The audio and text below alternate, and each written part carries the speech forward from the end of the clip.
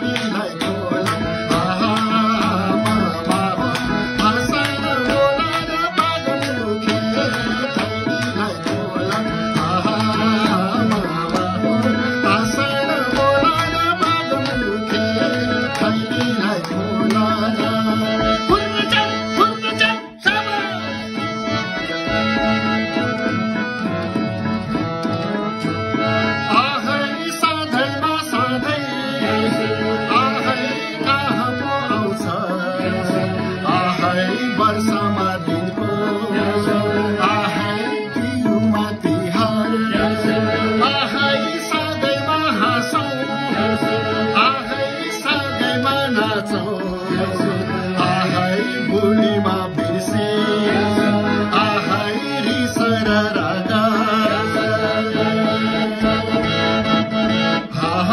लाउ माया हाँसेर बोलेर दुःख पीडा सबैलाई बोल लाउ माया हाँसेर बोलेर दुःख पीडा सबैलाई बोल लाउ माया हाँसेर बोलेर दुःख पीडा सबैलाई बोल लाउ माया हाँसेर बोलेर दुःख पीडा सबैलाई बोलेर